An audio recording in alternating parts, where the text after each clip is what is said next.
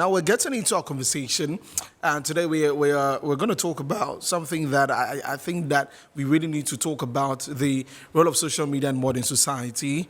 And we are very privileged to have two guests who are doing so well for themselves. If you are a social media person, you cannot say that you are without not knowing these two personalities that we have joined us on the table this afternoon. Let me begin from my left. He great. You know, when we're coming up, we thought it was Sakuda's brother because of the beard, and yeah. But he's an amazing person. I mean, I've met him a lot of times, and yeah, he's a cool man. Yeah, he's married. Now, I'm very important. He's got, a kid, so he's a family man. Of course, he's a blogger who is doing a lot of stuff these days, doing human interest, stuff. And he's a TV host. He's everything. And the other part that I love, he's a trumpeter. He's a musician as such. Ladies and gentlemen, Kyei is our guest. Ross. Yeah. Thank you. Mr. Kyei, how you doing? Polishing.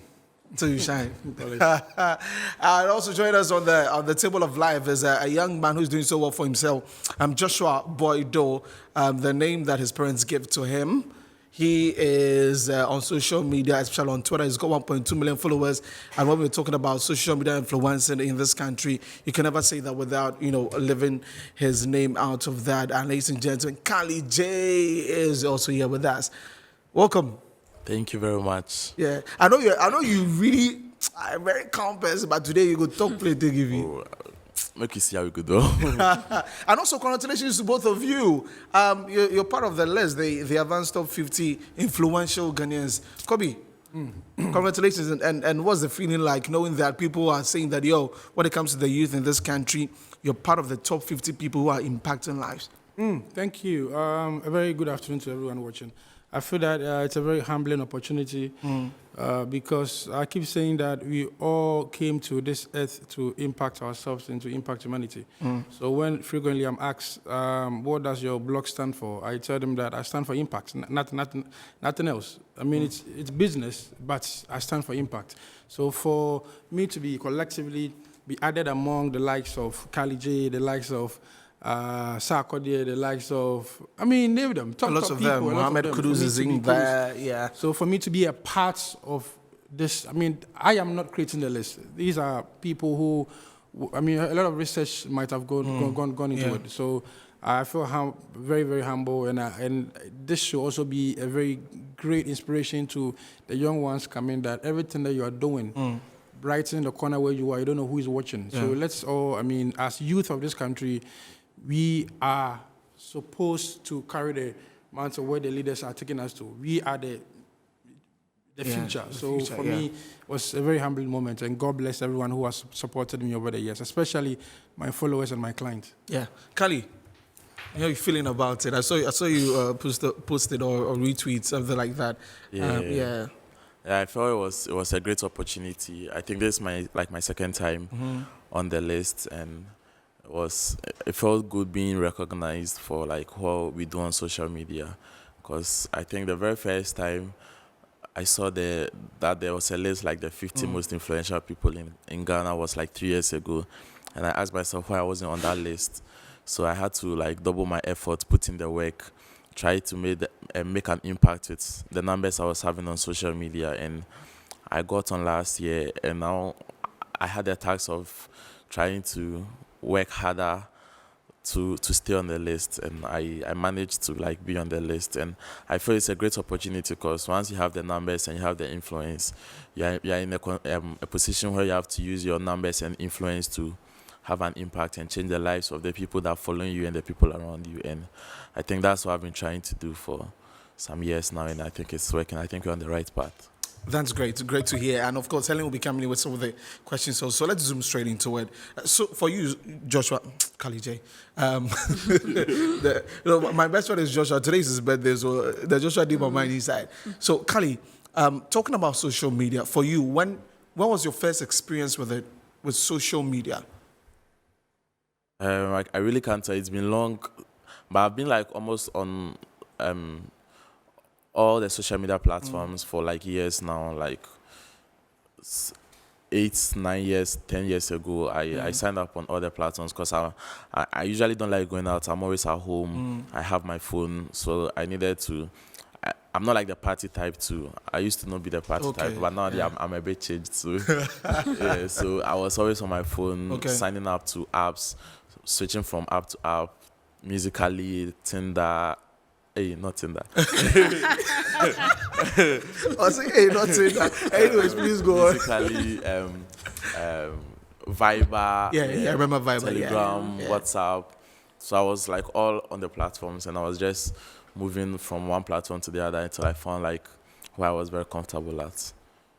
So at what point did you see that this was a much more serious thing that could impact a lot of lives rather than just, a few people of us, posting our pictures and, just saying things?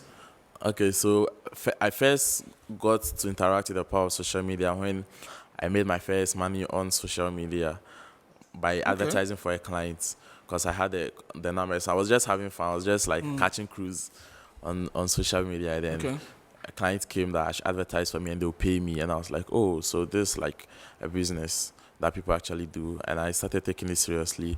Then I was just catching my crews and making my business. And I realized that now the people that I advertise to, they also have like their needs that, because I have the voice now, I can also help address. So I started talking about some of the issues concerning them, trying to throw light on some of the problems they are facing, trying to raise funds for those I can. And those I can't, like, I see the money is not that much to start a petition or create an awareness. I give them the money from my own pocket and all that. So I believe it has been an exciting journey, and I believe the whole social media thing. I just felt once you start with your first philanthropical work, it just keeps going, because you feel like you have to do more to make the people happy and to also feel good about yourself. Okay. Mr. Che, you started on the, with, I am sure, a Mansby entertainment level, right? Yep. Yes, and over the years, you have grown into a certain space that now it is very, in quotes, it's very impactful because you're changing lives, you're doing a lot of things for people. What was that switch for? Was it like a full switch, or you sat down and you thought about it that I could do a lot of things with this social media? Because now you have everybody, our mothers and fathers, they may not know what it is, but they are on there. So at what point did it start for you that I've got to use this platform to impact life? Thank you so much. So I think it was in two folds. First one was the fact that when I realized that, number one, social media is a community. Okay. In a community in what sense? I realized that, so for instance, when you go to a community like Dansoman, I mean, there's police station there, the markets, women there are a lot of things happening. And so when you bring it back on social media, equally, there are a lot of things happening. People are doing business, churches are there, mosque, police, security, everything is just there. So at that point, I noticed that, no, I think that social media is a big platform, because when you look at social interactions than the media itself.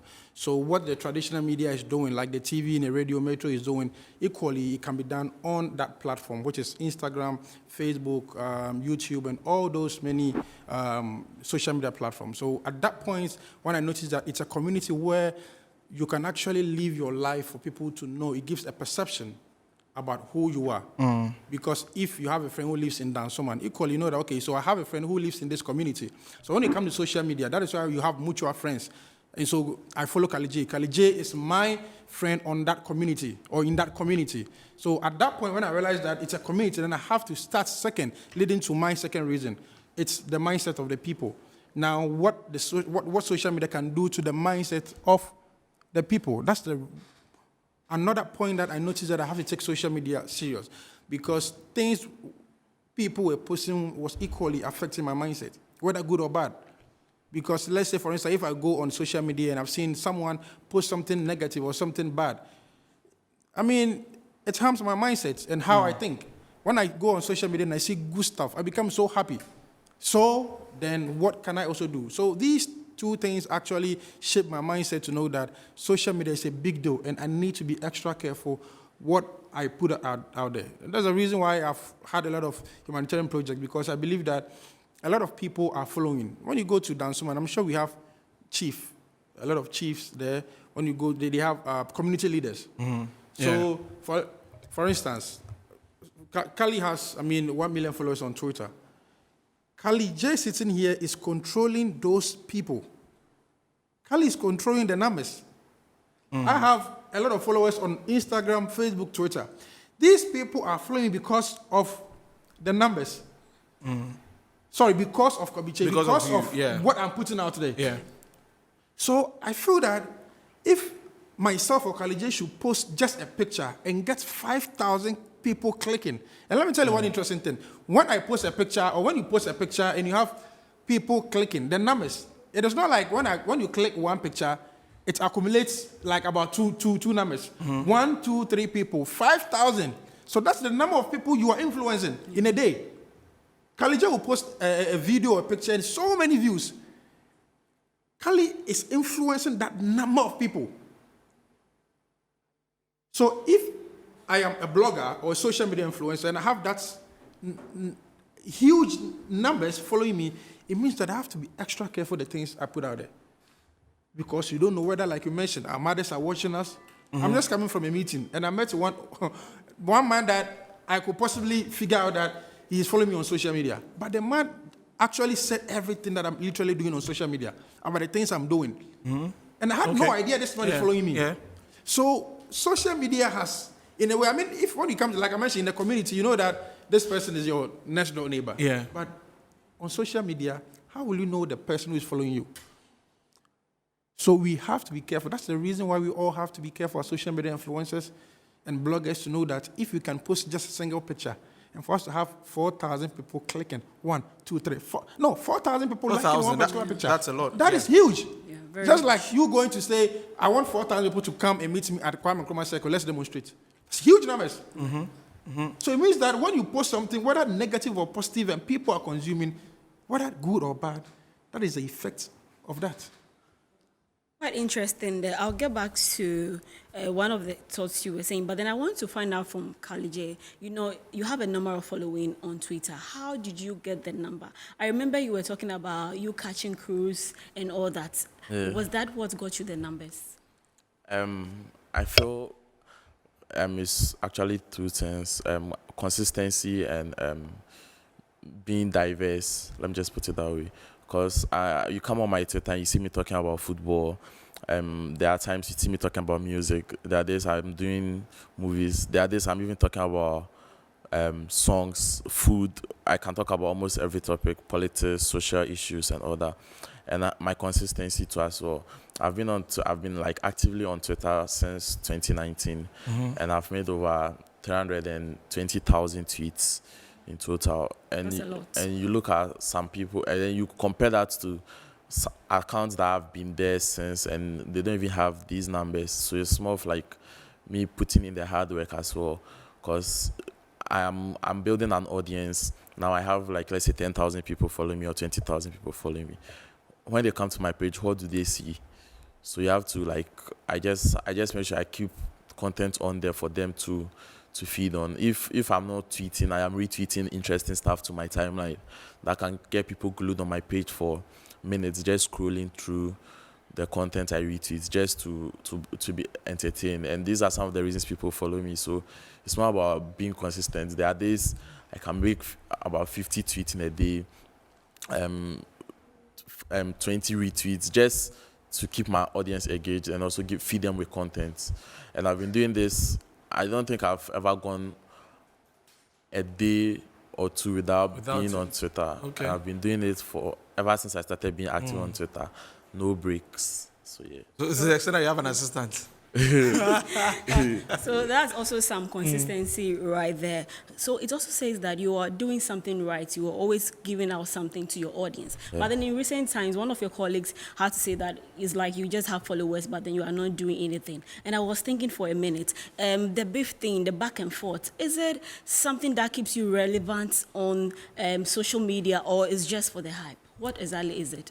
I feel once you get to the top, you have a lot of people trying to, I don't know, like touch a bit of your government for the anointing and grace. You get it.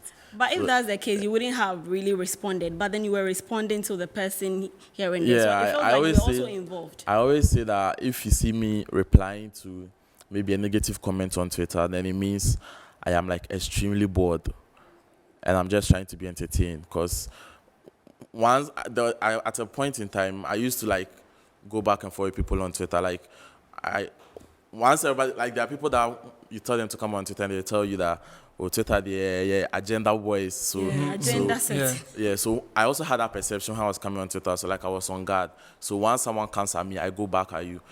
And I started making money off Twitter. I started making tweets that got me paid. And I realized that what's the point of wasting the tweet on a beef when I can actually be making money out of it?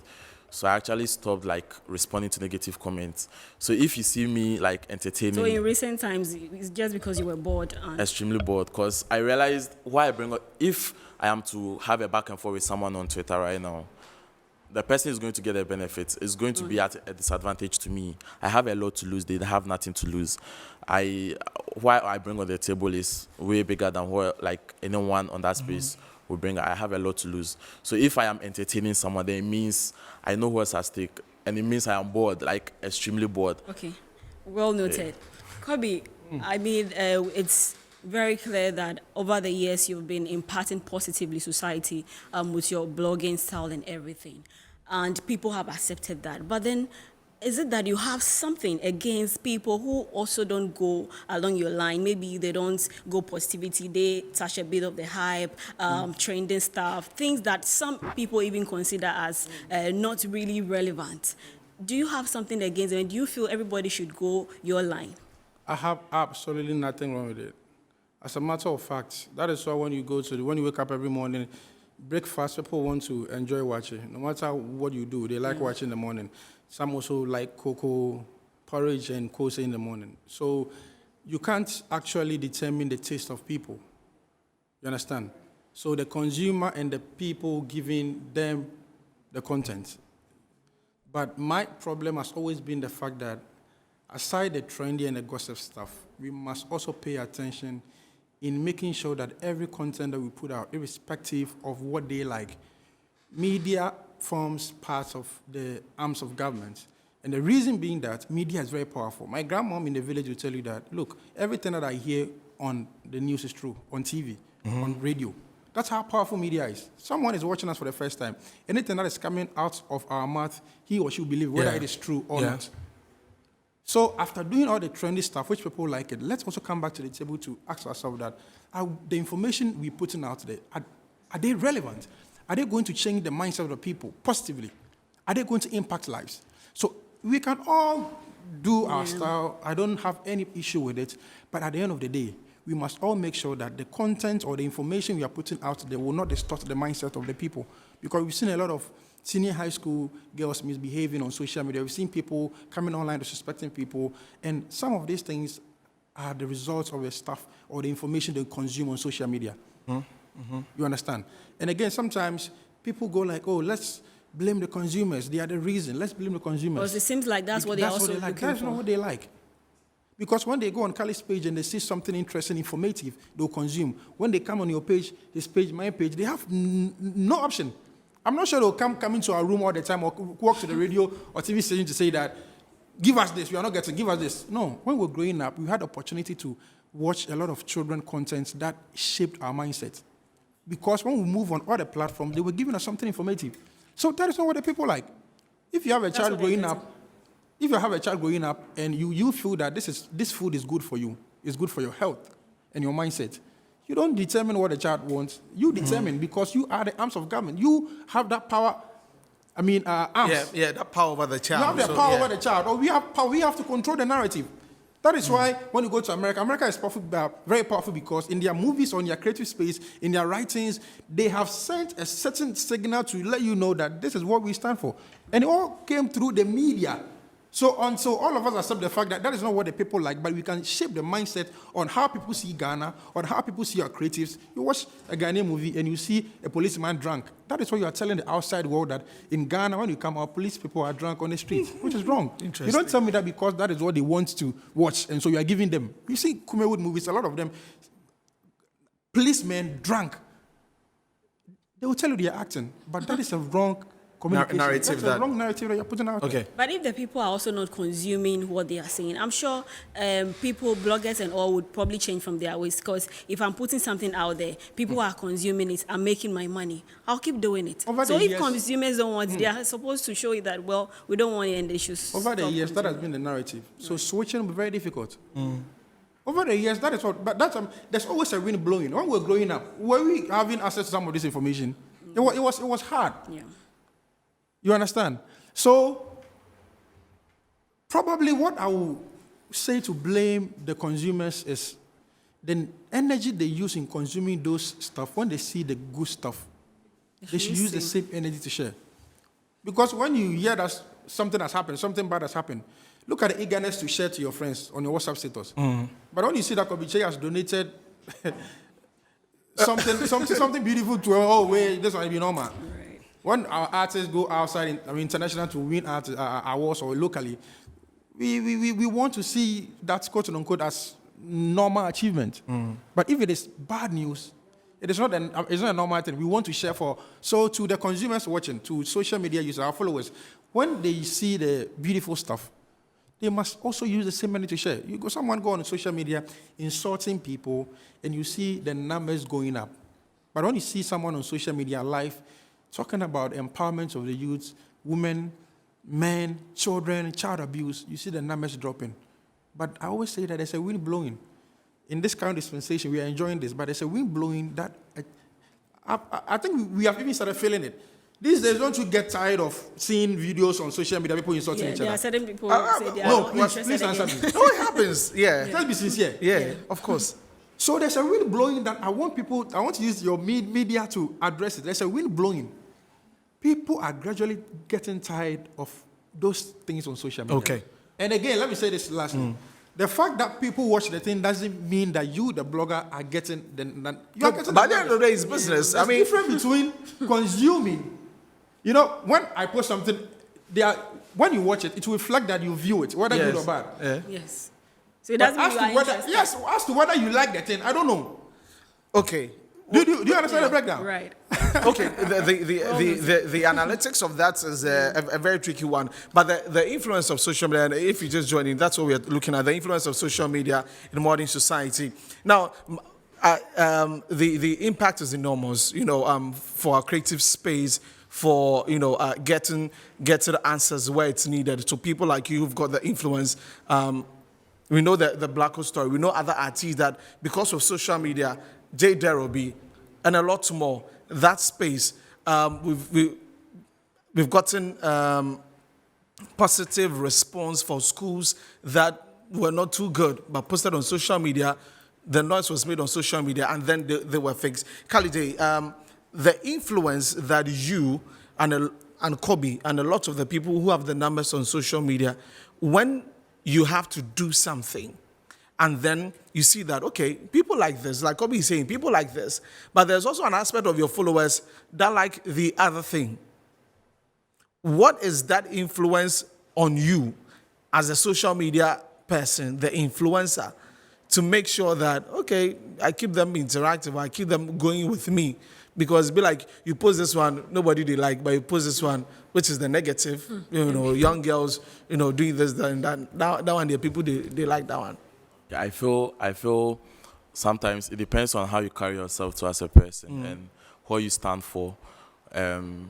If you really believe in what you stand for, you really will not be having double thoughts about what others see. As long as you know what's ahead of you and you know what you want to achieve, like your end goal. I mean, you are not always going to get 100% positive comments on social media. There will be negatives. No matter what you do, there will be negatives. Even if you go and donate, they'll ask you, why did you donate this amount? Even if you donate this amount, they ask you, why didn't you put it in an envelope? There's always comments coming. It's just up to you to be focused on what you want to do. I mean, a clear example was when the Fix the Country campaign was happening. And then a group of people also said, fix yourself. Do you stop the Fix the Country and go and support Fix Yourself because people are saying support Fix Yourself? Or you stand and then you fight for what you believe in. So that's how I've always been ever since I've been active. I always say things as I say them, as I see or how I feel. And I really don't care how many people interact with it. As long as I'm able to voice out and I'm okay with it, then I'm okay. If I don't have an opinion about an issue trending or I don't want to take stance or anything, I just ignore the topic and I just sleep. No, the negativity of it. Well, now we say we are more woke. We are. I mean, people hide behind mobile phones and do all sort of things, insult, post anything because nobody know where are they. I just type out from an account. It could be fake account, fake news here and there. All of the negative aspects of the social media bit. How is that a thing that we can ever stop? I don't think it will ever stop. It's just like the way light and darkness exists. I don't think it can ever stop. When you look at it on the larger scale, maybe it can be reduced, but I don't think it will ever stop because if 100 people are tweeting positive news and one person decides to be to tweet negative stuff, right? The negative person will be getting a bit of attention because he's doing something that the others are not doing, and now people like to follow that person or interact with that person because they want to know the next negative thing the person will put out. Sometimes it's not because they support the person, but they want to know your next move. They just want to know what's next. And the person to be ginger with the engagement that, oh yeah, they like it. Let me so then that is also our problem. Right. Because if someone does the negative bit of it and we are liking it, we are viewing it and sharing, retweeting. But as humans, we are like inquisitive. We always want to be on top of the news and always like up to game when it comes to what's happening in our space. So if someone will be following me because the person genuinely likes what I post, but someone will be following someone who doesn't post the content I post just because they want to see how the person reacts to the stuff I post. You get it? Okay. Yeah, and you can't blame them. It's social media. Social media. But Kobby has not been happy with a lot of things happening on social media. The decay that, according to him, it's brought into our system. Seeing was it 2 days ago or yesterday? I was on Twitter. I saw a video where young girls, I think it was a funeral they had gone to, they had this red thing around their arms, their necks, with beer bottles and other things. And sometimes you see guys, and please, I should mention guys before they come for me that I'm focusing on the ladies. But you see young men also doing all sort of things on social media. And as Dr. Randy Abe will say always, one day it will come back to haunt us. Kobby, how do we make sure that the focus is on the positivity bit of social media in our modern times? Because we say that things have changed. We are in a new era. We are doing things in a certain way, but the negative bit is still there, and it's as if it increased, shot up, and every year it keeps going up like that. I think that you as a person must also know where you're coming from and where you're going. Because most social media users are ignorant. They are just following people and doing what people are doing. Let's also share because others are sharing. Let's like because others are liking. We don't think about the aftermath, like the consequences. You understand? And to a bigger picture, what I think we have to do is that when you go to some countries, they've blocked WhatsApp, like especially the Arab countries, because they feel that this is going to harm them. When you go to China in some environments, they're able to communicate the algorithm to know that we want these type of information to come in to the country. If there's an information coming here which will distort children and their mindset, let's reject it. I feel that as a nation, Ghana, whichever ministry is responsible, Ministry of Information and Communication, anytime, Twitter is in the country, Instagram is in the country, TikTok is in the country. Look at how a lot of young girls are behaving on TikTok. Now, let's have a conversation with partners and ask them, those who are from the top, from the headquarters of Twitter, Instagram, let's have a conversation with them. You guys are operating in Ghana. Our young girls are misbehaving, which is not helping us. What can you do? Because you have the system. You'll be able to monitor these information that are coming If you say through. misbehaving, what is misbehaving? I mean, twerking and Someone is happy wants to dance. They're talking there, you feel it for that. And some of them are trying to What did also he make say? some money out They're of talking there, it should be there. They should be there. but people are dancing. no. So half naked twerking. Well, You understand? And they're also trying to make the numbers to be able to make some money out there.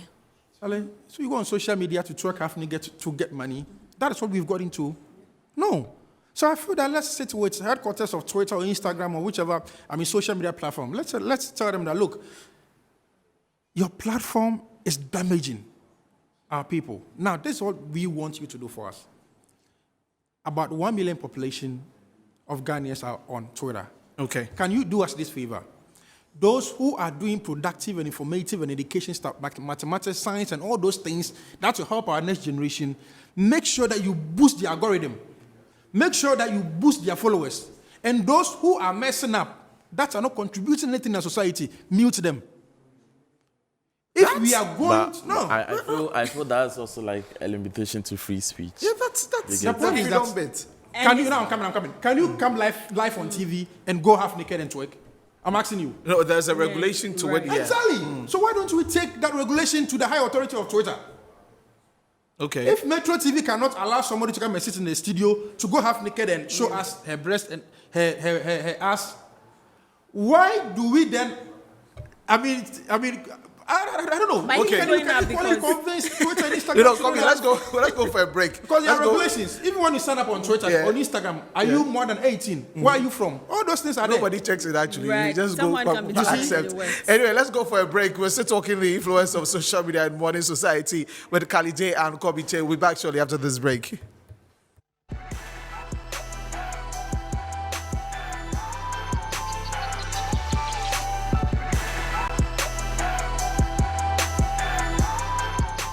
Okay, so welcome back from the break. You're still watching Entertainment. We've got to the final bit of our conversation this afternoon with Kalyjay and Kobby. My name is Desifade in the Star. I'm here with Helen Kyei. Helen, I've got to wrap it up, so let's just get to hear what their plans are for the rest of the year. Kobby, when are you going to Paris? I'm going to Yaka. When am I going to the villages? So I have this rap stuff that I do. Yeah. And this is the go there. I sent a couple of pictures to your producer. Yeah, that's it on your screen right now. Exactly. Yeah. So that is what I've been up to this year. I'm moving to rural communities. Every part of Ghana, I'll try to be there. So this is the Go There with Kalyjay Foundation, where I move to rural communities to throw more light on issues. And Kalyjay is here. I want to say a big thank you to him. Anytime I send him stuff, he retweets and on all the people on Twitter and social media. So I go there to fish out their untold stories. People are suffering. This very Saturday, I did a story on 2 communities who were lacking potable water. And this very Saturday, kind courtesy Kojo Jones Foundation, we are going to commission water for them. 2 communities. And it was that's through great.